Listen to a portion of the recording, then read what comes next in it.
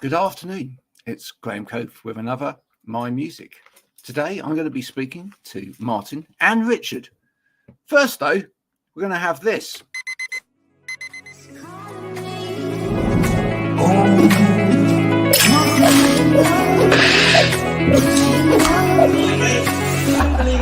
I need to get going, Mel. See you later.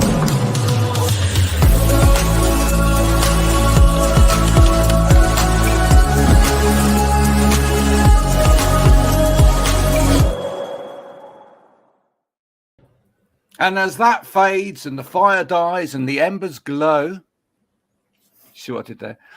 We come back and we're joined by Martin and Richard from the Ember Glows. Good afternoon. Hi there, Graham. Hi. Yeah.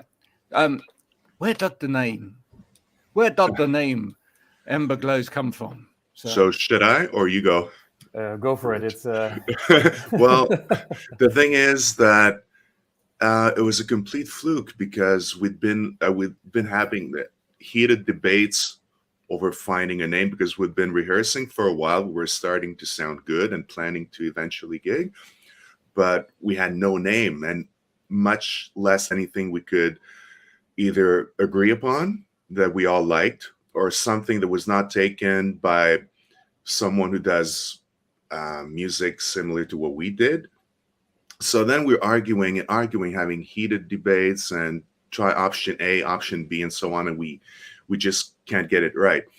And after one heated debate at a pub one night, it was all very friendly, heated debates, though. Yeah, it was good. It was good. It was like not heated in a bad way. And Kevin, our bass player, just like throws his arms in the air. Wow, and the Ember Glows. You know, that's it. It just appeared out of nowhere, just like that. Well, not out of nowhere because we went through a whole list of different things, and yeah, for like sure. Kevin popped it out of the but out of the not sky. exactly like a fluke, you know, just like that, and the Ember Glows, and it's got a ring to it, you know. Yeah, it has. And were you looking for when you talk about that ring? Were you looking for it to, have a little bit of a nostalgic ring to it as well? Did you want it to feel like it was completely of now, but it could be of the sort of 80s and 90s as well? Or I think in a name you just want it to kind of feel right to everyone and kind of somehow reflect some of the music, anyways. Like I think the Ember Glows has a good ring to it and a feel. So and it's kind of indicative of the style we play, I think. So.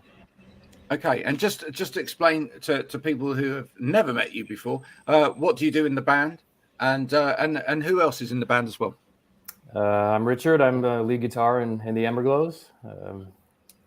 I sing, and I'm Martin. I sing and I play a second guitar, and we also have Kevin Hills on bass and Dan Stefik on drums. Cool. Now, listen. If you haven't seen one of these before, I know Martin says he has, but I don't know whether you've seen one before, Richard. What I'd love to do is to take you on a little bit of a musical journey back to, before you were the Ember Glows, back to when you were both very young. What was your first kind of musical memory? What made you think, oh, music, be the sound of life? Yeah. I mean, for me personally, growing up, I'm talking very early on, but maybe I'll sound a little weird here, but I grew up on stuff my parents were playing on 8-track and like wow, Neil Diamond and ABBA and stuff like that. But if it's from my own personal stuff, my kind of moment of musical enlightenment, I guess you would say, was when I was probably 11 or so, and I heard the Joshua Tree, and that changed my kind of, the goosebumps. I got the goosebumps, and I realized, wow, this is something I want to like. It really affected me as far as a musical blueprint, and it still stayed with me to this day. So, someone like The Edge is one of the reasons I started playing guitar, and his kind of style is I'd rather listen to guitar players that have a lot of feel and texture and atmosphere, and he really affected me that way. So it stayed with me throughout my playing. So. What an amazing album. And I can remember that album coming out and watching people queuing on the TV. There was shots of people queuing on the TV to go and get it, etc. And you were thinking, what is so special about that album? You perhaps heard snippets, but you suddenly thought, there must be something really really special it's about just it. very wide and cinematic, and that kind of style is like, Yeah. it's what I love, and it's, it's gone on through what I've, I got into shoegaze in the 90s, and that was like huge for me. Slow Dive and Swerve Driver and all those bands, and Catherine Wheel, and those bands have really stuck with me, and stuff like, then you get into more psychedelic rock stuff like Black Rebel Motorcycle Club is a big influence for me, and The Verve, I think for all of us is a big one. So sure. we have a lot of similarities in our tastes, and there's a lot of differences as well. So, but we all kind of bring it together, and it really forms something that's us. So you're mentioning a lot of bands there that do from time to time do have that big rock sound, but the big landscapey type sound as well. Yeah. Really anthemic, Right? would be a big word in there. Martin, what about for you? Vocalists? Were there? Yeah. I mean, as a vocalist, was there a vocalist that you sort of latched onto? Was Bono in there? Yeah, for sure. I would say also Morrissey. With the Smiths at the time. Before he became an old crank, but that's another story. But at the time, I was really, really into the Smiths, and also both for the vocals and the lyrics, because I'm immensely into words and poetry and literature. Like, if I had not played music, I would have written anyway. I would have found a way to write. I don't know in what shape or form, but. And also for Johnny Marr's guitar playing, which I greatly admire still to this day. And that really shaped me as a guitar player. And I was also listening to a lot of The Mission, which I'd neglected for a long time, but I sort of returned to in the last 2 years or so. And I grew up in a house with a piano. My dad's a fantastic piano player, even still as we speak, and a guitar. Like, he'd been playing in bands in the 60s, 70s, and 80s, and so on. And even in his ripe retirement age now, he still plays in bands with his friends. So that's pretty cool. Then, The Mission. Like Richard said, we all like The Verve. That's something that's a bit more later on, like the late 90s. Like you said, anthemic. Lyric oriented too, for my part. That's very important. And the thing is, I've been in other bands before where I was the main guitar player, so I was more like into like crafting my own parts. But with this project, what's nice is that I take a back seat on that, and I just complete what Richard does, and it's kind of like a nice interplay and meshing of like two very different styles, but we think they complete each other well. Yeah, it's a good guitar duo kind of thing. Yeah. Like, it's I'll take care of like the textures and the atmosphere, and then he does a lot of arpeggiated stuff and kind of more dry and rhythmic. And it's a really nice, like he said, like a tapestry, I guess, of guitars, or So. And you've got a big voice as well, Martin. You got a big voice in there, and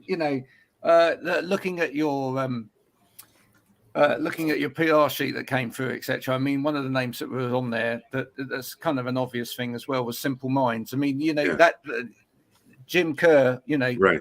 Control of the Stage, great band.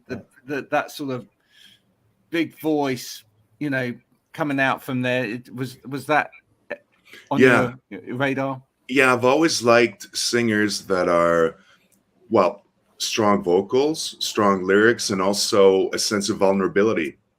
I much prefer a singer who's going out on a limb, even if the voice is about to crack, even if he or she is just right on the brink of disaster, just on that cliff and that tight rope, And that's something that I really like.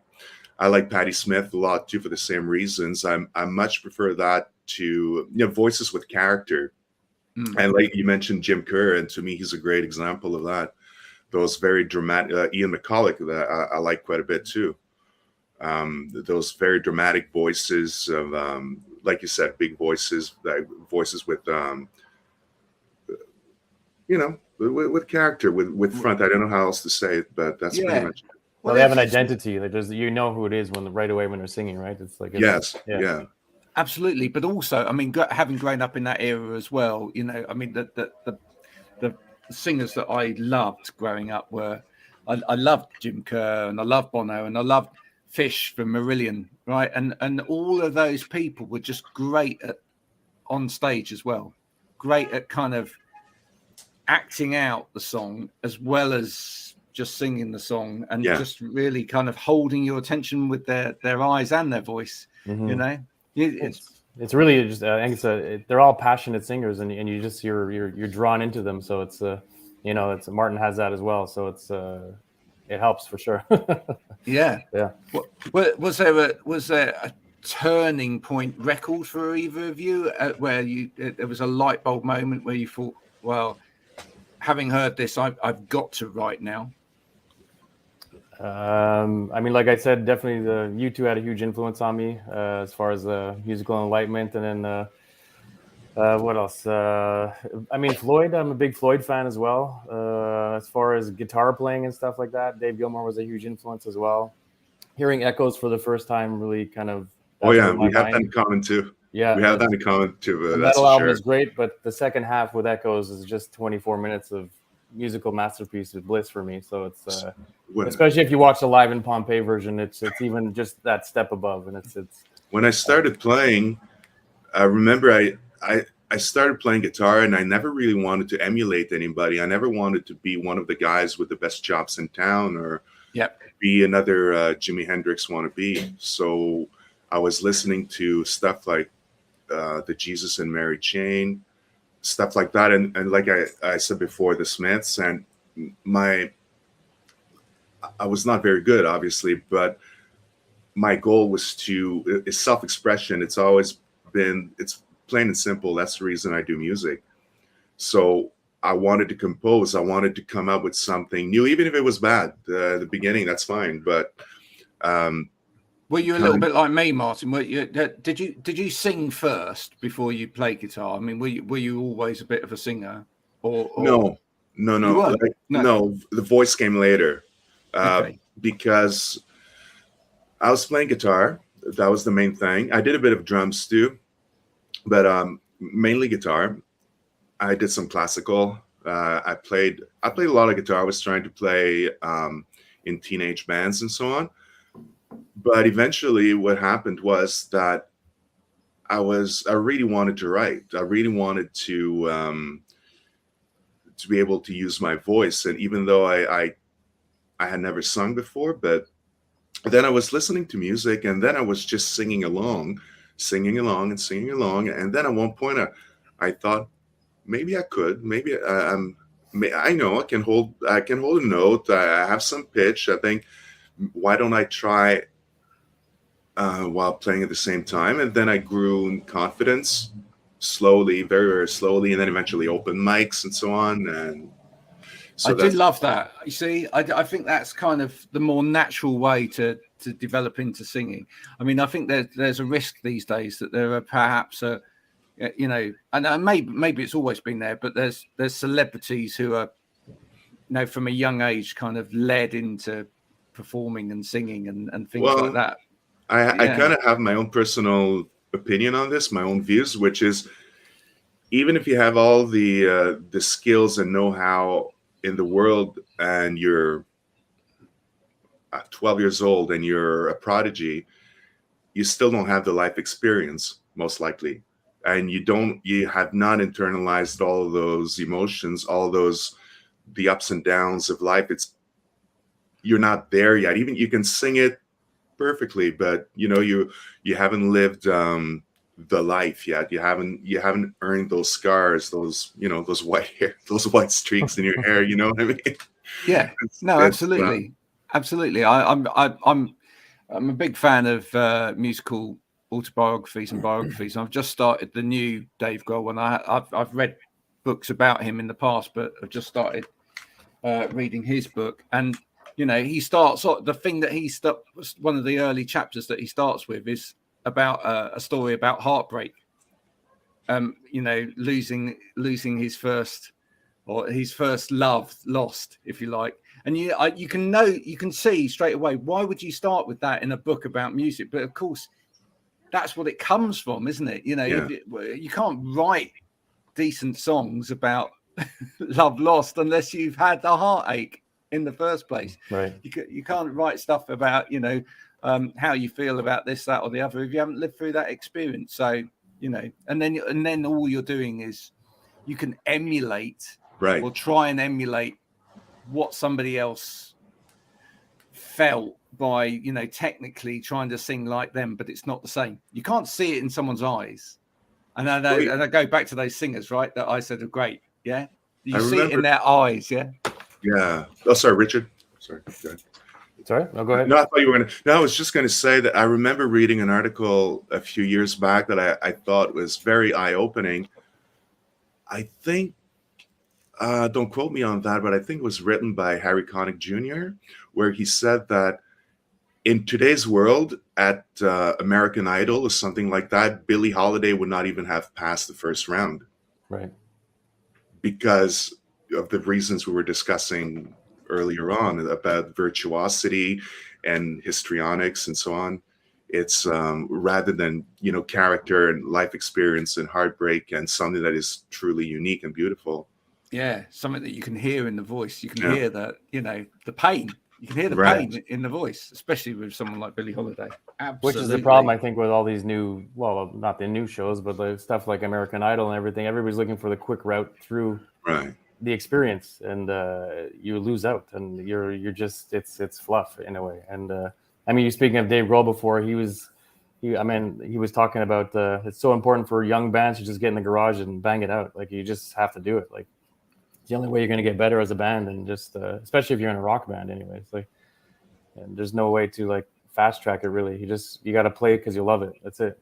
Yeah. And be willing to face the humiliation at first of sucking, or just going out there and people either not caring or not liking you, or the spectacular public fail that happened to all of us. You just go out, and there's no way around that. It's funny you should mention that, because again, right at the beginning of the book, that's the other little story that he tells first about his mum. He used to go with his mum to like a jazz club, you know, and it was her birthday one week, and she kind of said, Dave's going to go up on stage now and play. And he was just mortified, you know. He, up until that stage, he'd literally been playing drums on pillows at home. He hadn't even had a drum kit, etc. And suddenly he found himself amongst all of these great jazz musicians having to play drums. That's wild. And that's rough. That is real rough, you know. But that's the knocks, right? At the same time, you know. And he talks quite a lot already. He's talking quite a lot about learning from failure, because it's about what happens when you fail, isn't it? With music, a lot of the time as well. Especially writing new songs. I mean, you're playing them live. If something's new and something goes wrong on stage, you got to keep trucking and keep going. Yeah. And then you realize for the next show or the next time you play it, and well, this is what happened. This is what we did wrong, and you correct it. So yeah, it's all a learning experience. I remember the very first show I think I ever played. I was like 17 or 18. And it was an experience that I've kept in my head, because my guitar was on stage waiting for us to come on. And then I got up on stage, played the first chord, the whole guitar was out of tune because I didn't tune right before I went on. So now it's like, you know, you got to tune before you go on. So it's just one of those little things where it's an experience. Was, you know, my first show ever. And that was one that stayed with me forever. So you struck a chord. Yeah, I struck a bad chord. Yeah. You weren't sure what chord it was, but it was a chord. It was the X chord. That's what it was. See, I'd like to say you invented a new tonality. Oh yeah. Yeah. How do you guys write? How do you go about writing? Is it very much a collaborative effort? Is it do you jam up bits of songs, or do you have a whole song? Does someone come to the situation with pretty much a whole song? I mean, Martin, you say that you write, so you write the lyrics. Yes, and I tend to write a structure. Yep. But I like a structure, either an acoustic guitar, piano, or something. Like the skeleton is there, but then once with the band, then I don't know which direction it's going to go, because it's like taking it to the lab. It's going to explode in many different directions, and sometimes it can vary a little. And sometimes it can be something else, like someone comes up with another riff, and then it's the other way around. I will develop from it, like on my end, you know what I mean? But like you said, I do write a lot all the time, pretty much. He's a very prolific lyricist. He's got tons of stuff in the wings, even. So it's he's a great writer, a great lyricist, but in the end, it's all very collaborative, and it's really in the jam space where it all comes together with all of us, because we each bring our own flavor to everything. So but it's really about getting in the jam space and banging it out, and then you see what happens. I mean, something like Silent Love, our last single, is Martin had the lyrics and the chord structure. I came up with a riff in the jam space, and then Kevin had a great bass line, and it just really gelled, and it really happened very quickly. Actually, it happened. It's always a good sign. It was almost that first jam where it was almost like a complete entity of a song, and it was it felt epic, and we all just felt it right away. So what'd be fun? I still have that recording, by the way, of the first. Really? Yeah, I do, because I still kept that iPhone recording of the very first time we did a whole run through of the song. Right. And it's interesting to listen back to it, because obviously we're still trying to find our footing with it. We're not quite sure. We're trying some stuff, and there's like little hits and misses, but you can tell that, considering it's the first time, there's not that much missing. I mean, it's not that different from what it is right now. And the heart of it is there. Yeah, for sure. It hasn't changed that much. Yeah. So is it quite an exciting process when you're writing together? Do you have those moments when you like that with that song? Because it sounds like that happened, where you just all look at each other and you go, yeah, you get the feeling. You just get that, like, kind of the hair stands up in the back of your neck or whatever, and just like, oh, this feels great. This is you're all in the pocket or in the zone or whatever you want to call it, and it's just there's a buzz, and then you want to keep going, and it's you don't want to stop. Does that happen? Because I'm right, because it used to happen when I used to play in band and whatever, and actually you could. The trouble is, you can't take that into a studio, right? But if you're in a rehearsal space or whatever, then it's absolutely fine. Because I'm not sure I agree there. Really? Okay. Yeah, because I guess in the studio it all depends on what the setup is, what kind of how comfortable you feel in the studio with the room, with the ambience, with very importantly with the engineer as well. If you're happy with the sound you have, and if you do it as live as possible, I think it's possible to recreate that. And Silent Love's a good example, because apart from the vocals, we did it all like literally. The room was very, very tight, and we're all facing each other in a circle. And I think you can feel that. And it was just live. What you hear is us playing, the four of us. That's it. Yeah. Right. No, what I meant by that is that you can't just carry on recording and then take it somewhere else and whatever. Oh, I see what you mean. Right. Okay. Yeah, because otherwise it costs too much money. Right. No, I just meant in terms of I just wanted to specify about the energy part of it. And that's all I meant. Totally. And it really is about energy. Like when you're coming up with songs like that, or original, initial riffs or song ideas, and even if it's just a little bit of something, and you all just kind of join in and realize that there's something happening in the room, and those are the special moments that I think are irreplaceable. So it feels great. Well, I think it's an amazing song. I think it's brilliant. Absolutely love it. It kind of transported me back to that whole, and not in a, and I don't mean this in a detrimental way at all, but it kind of, it kind of reminded me of listening to things like Joshua Tree or some of the middle period of Simple Minds or whatever. Again, and those are great albums. We're not. We kind of wear our influences on our sleeves proudly, kind of thing. So we love all those bands like Echo and the Bunnymen and. We're not afraid of where we come from musically. No, exactly. It's just it is what it is, and everybody comes from somewhere.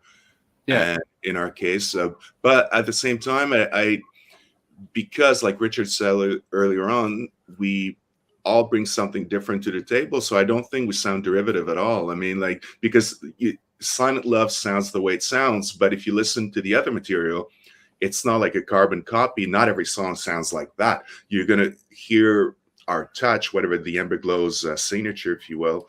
But each song is very different at the same time. I don't think what I mean by that is I don't mean that it sounds like those albums, but what it has is the excitement of those albums, right? Yeah. Right. You know what I mean? When you, Sure. because there have been some fairly dull albums over the years, right? Certainly, There's nothing wrong with that, but there was a period where people were writing stuff, and you know, you would put it on, and you know, if the first song is and it's building, and then it's like hey hey hey hey, right. you know, you just go, oh man, and it down the back of your. It's all about the goosebumps. Goosebumps are like, that's the litmus test. Graham, Yeah. it's like, since you mentioned that song, on a funny note, this is one of my karaoke favorites. There you go. Yeah, I always do that one. Do you know what I mean, though? Yeah, for sure. Those songs, when they come on, when you heard them for the first time, there was just an absolute. You could feel the electricity coming out of the song, and you could feel that the band were really on it and completely together, and you can almost sense the fact that they are just feeding off of each other. You can hear it in the composition and the production of it. That it becomes like a visceral experience, and I think that's one of the most important things. Especially if you see a band live, you want to feel that like visceral spontaneity or whatever. Like, you know, it's just it's so important.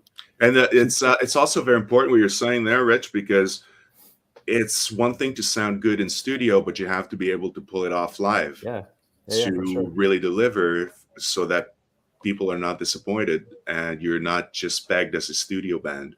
That's even more important when you're writing stuff that big. Yeah, I mean, it's slightly different if you're writing delicate songs in a way. You know what I'm saying? If it's you and an acoustic guitar and you've got a small voice and it's all very delicate, that's one thing. You can kind of be quite delicate live, etc. But when you produce that energy on record, you've got to produce 5 times that energy live. Exactly. Yeah. Because the live's got to be better, and you know, the live's got to take what that's already got and blow you away. Well, we did play last night, and go for it. Tell me all about it. It was a fun gig. It was a great lineup with in Montreal. Energy. With two other bands that we like very much, and in one of the best venues in Montreal, we think. Great turnout, and I think we hope that, like you said, that we elevated the songs to another level for people to experience. And obviously, when there's a good turnout, you feed off the energy of the crowd as well, so it elevates your game to another level as well. Well, when you see the crowd, everybody's into it, and it was a great night. And the other bands like City Gates and TV Erased, 2 other Montreal bands that we're also friends with, and there's a nice synergy when all the bands get along and like we're having a good night, and it was a really good night. So well, I hope you get to bring your music sometime to the UK. Sometimes in your lives, because over here we just go mental. That's good, and you do really feel the energy. I couldn't believe it when Martin was saying to me before. Sometimes you play gigs and people are kind of sitting around clinking their glasses and whatever. It's like, what the, And it's another dreadful thing here we have. I don't know if you have that in the UK, but thankfully there's less and less of that happening. But we used to have a lot of venue bars where they have the video poker machines. You have people who just sit on the machines and they're gambling, like slot machines, but for bars, right? And then these machines, they make a particular kind of noise, like little alerts and ringing and so on. And then you see the people just sit there all night and they're gambling, and they couldn't care less whatever it is you're playing. You could be playing polka music and they wouldn't care, you know what? If I was a lead singer in a band like that, I'd be up in their faces. Oh, you know what? I did that once. I had because I gig solo quite a bit too, and I had my prima donna moment on stage.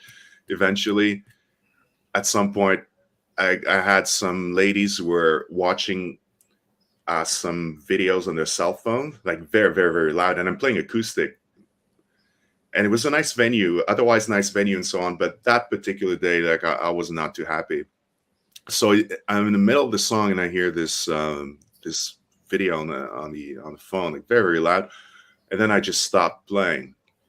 And then the silence is getting a little uncomfortable in the room because all you hear is their video, and I just give them the stare down like this. And then in the mic, I just, am I disturbing you? Putting them on the spot. Yeah. It's the only thing you sometimes get at English gigs, and you know, bands are very politely trying to dissuade people from doing it. Is this? Oh, Which is someone standing there recording the whole lot on their phone, and you Right. just think, why? You're there, right? Why? You're there. You know, put your phone down, enjoy the experience. I mean, yes, take a few seconds and put it on the internet and say, yeah, you were there. Great, isn't it? You know, you've missed the rest of it. But don't stand there for the whole 2 hours recording it. What sort of nonsense is that? You know, we need to live in a world where people just enjoy stuff, really. Yeah, I agree. Guys, Totally. I absolutely love the record. Is this going to be part of a whole album? Yes. Well, an EP, Great. a 4-song EP that will come out in September. Fantastic. That's September, great. We're hoping September 23rd we'll have an EP launch and here in Montreal, and it'll be a good gig. So great, just in time for my birthday. That's what I like to hear. I've revved up the motorbikes in the background just to give So us. that was you. I was Yeah. That was doors open too. Yeah. No. It was you know, the ghost of Motorhead coming past. Lemmy lives. Yeah. Lemmy lives. I met Lemmy once. Nice wow. guy, actually. It's actually great. I was just going to say, like, because I've done some other UK interviews before, and I always joke around with whoever's hosting that I always pray to God that whenever I do a UK interview, I'm not interviewed by Alan Partridge. Alan Partridge. Yes. Oh right, yeah. Okay. I see. I couldn't resist. Oh, what is it about Alan Partridge? You know, What is it about Alan Partridge that you wouldn't want to be interviewed by Alan Partridge? I mean, well, I mean, you know the character, right? It wouldn't end too well. Probably not. Could be worse, though. You could be interviewed by Boris Johnson, couldn't you? Oh, God, you don't want that either. You know. Oh dear. So the record's coming out. Hopefully, the record's coming out towards the end of September, around the 23rd, just before my birthday. I can't forget that because it's literally a week before my birthday. So you know that's penciled in the memory now. If people want to hear the Ember Glows, where do they go? There's Apple Music. There's pretty much everywhere except Spotify, actually. But Bandcamp is a big one. We try and support Bandcamp as much as possible because it's. So do we, because people pay money there as well. They can if they want. Yeah. No, that's vital. That's really important. Yeah. We emphasize that a lot on this show. Give money, folks. It's really important because unlike or you know, against popular belief, musicians actually have to eat. So you know, I mean, some people think that you're just wind up, and then you just, you know, go into a studio, play, etc., and you don't survive on any nutrition or anything like that. But actually, musicians do actually need to eat, and also writing music and recording it actually does cost money. It does, yeah, for sure. Crazy phenomenon. Even having a place to play, it costs money. So I know, it's absolutely mad. So we do encourage people when they're listening, and they go and find out afterwards, because obviously, having heard all about this this new record, etc., you're now thinking, cool, that sounds tasty. I really do want to listen to that. You'll go and find out a little bit about the Ember Glows on Bandcamp and part with some hard-earned cash, because that makes everybody feel so much better. You'll feel better about it as well. And you know what? It's less than a cup of coffee. For exactly that. In fact, give up coffee. Give up coffee for a week, right? And just multiply buy the Ember Glows on Bandcamp. How T-shirts, cassettes. We have cassettes even. Do you have cassettes? Because cassettes are the new 8-track. There you go. It's coming back, right? So it is coming back. Why did you decide to go on cassette? It's actually it's just a nice delivery device for a download code as well. So it's something tangible that someone can walk away with at a show. And Yeah. we have vinyl coming as well, but these days with the vinyl pressing plants, they're so busy. It's taken quite a while to get our first EP pressed. So, but it's coming soon. So yeah, I actually gave I spoke to Seal Party last week, and I actually gave them the name of a plant in England, and they may be actually swapping to England to have theirs pressed after that. So Nice. you know, because we've just got a new one over here. Okay. Oh yeah. Yeah, absolutely. I'll give you the details as well, just in case you want to know. But there we go. Thank you so much for coming on, Martin and Richard. Please do go and support them on Bandcamp. Listen to their music. It's tremendous. And these guys are really nice. And we'd like them to come over to the UK at some point and play, but only if you're going to support them, because otherwise they're just not going to do it. All right. So, you know, as nice as they are, they just won't do it unless, you know, they see 1,000 downloads in the next hour. There you go. If some UK bands that are compatible with what we do, and you never know if they want to invite us for support gigs. We like to return favors as well. Whenever other bands come to Montreal, we do our best to accommodate them. Sometimes we give a place to sleep. Like I've hosted some bands at my place before, or you know, finding gigs and do a bit of the legwork. So you never know. Just like throwing it out there. There you go. Yeah, this could be just like when you were at school and you did foreign exchange with a student, but it's foreign exchange band instead. There we go. So if you're up for that opportunity, in fact, if you're in the UK and you've got somewhere for Martin, Richard, and the rest of the lads to sleep, and you've got a band venue nearby, and you know the promoter, that just make it happen. That would be the advantage with the UK is that because it's much smaller. I mean, you have a lot of like cool cities within a short the geographical area, so you can do a lot of cities within a short amount of time without traveling that much. It's not like here in Canada and so on, where everything is so remote, widespread. People don't realize that until they've gone over to sort of Canada. Yeah, it's but like, basically you can do the whole of the UK, right? And it's like traveling from one state to another. I was just gonna say I had toured Europe with another project before as a guitar player, and the amount of ground we covered and the amount of number of cities that we did in a short amount of time, you could never do this here. I mean, that'd be insanity. Yeah. No. Yeah. Well, let's hope that happens. Martin, Richard, it's been a pleasure getting to know you a little bit. It's been a pleasure listening to your music. Likewise. It's tremendous. Go off, enjoy the rest of your weekend, sirs. And thank you, sir. Let's hope we get some support. Bye for now. Thank you. Bye. Graham.